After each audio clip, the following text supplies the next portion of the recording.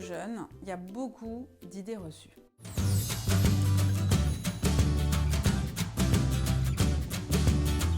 Dans toutes les questions que vous me posez, je me rends compte en fait qu'il y a beaucoup d'idées reçues sur le jeûne et j'ai choisi de répondre aux 4 grandes idées reçues dont j'entends parler le plus souvent.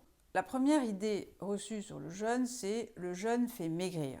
Alors, on ne fait pas un jeûne à la base pour maigrir. Ce n'est pas du tout l'objet du jeûne. Ce n'est pas une version d'un régime.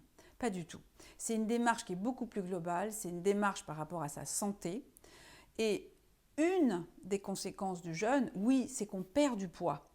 Mais surtout, le truc le plus important, c'est qu'on perd du gras qui s'est installé depuis longtemps. Parce qu'en fait, le jeûne, il va enclencher en fait, l'hormone du déstockage des cellules graisseuses. Mais surtout, on se fait du bien, on nettoie son organisme. Oui, on va maigrir et on ne regrossira pas à une condition.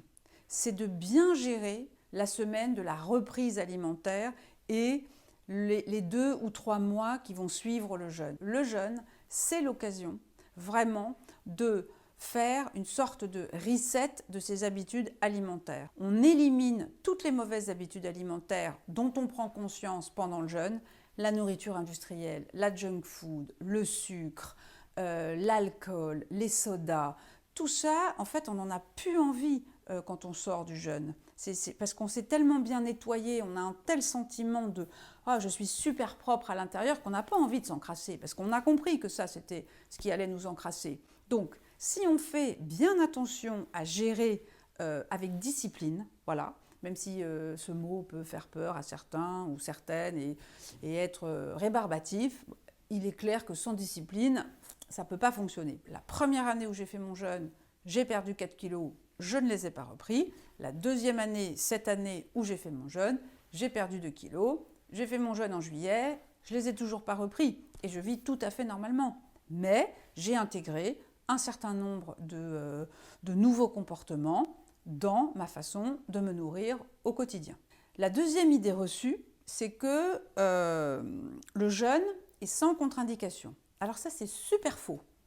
Au contraire, le jeûne, il y a plein de contre-indications au jeûne.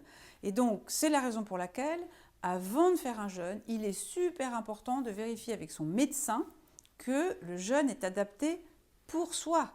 C'est-à-dire que si on souffre d'hyperthyroïdie, si on souffre de diabète insulinodépendant, si on souffre d'insuffisance rénale, si on est enceinte, si on allaite, il y en a plein des contre-indications pour le jeûne, on ne peut pas jeûner. Donc, avant de vous engager dans cette aventure, vous demandez à votre médecin si c'est compatible avec votre état de santé.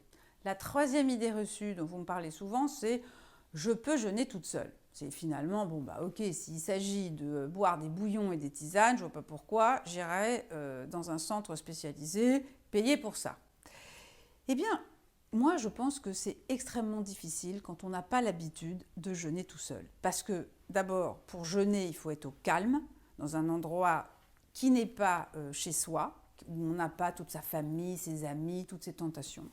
Deuxièmement, il faut être dans la nature, parce que quand on jeûne, on doit sortir, on doit s'aérer, on doit aider le corps à éliminer les toxines. Donc, il faut avoir une activité physique.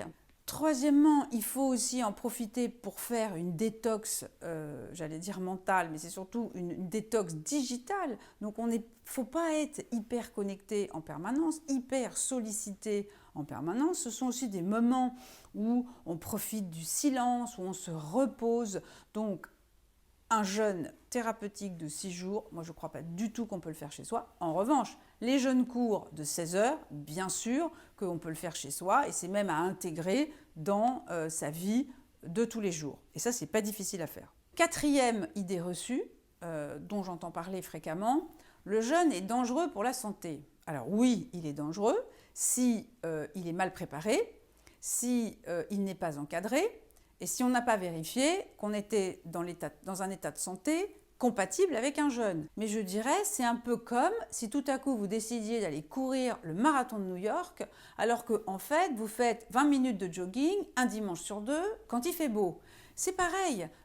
toute expérience peut être négative si vous n'avez pas la condition physique pour le faire. Donc, le jeûne, ça se fait dans un centre spécialisé pour le jeûne, encadré par des naturopathes, des médecins, avec l'aval de son médecin traitant. Et là, on profite pleinement de cette expérience.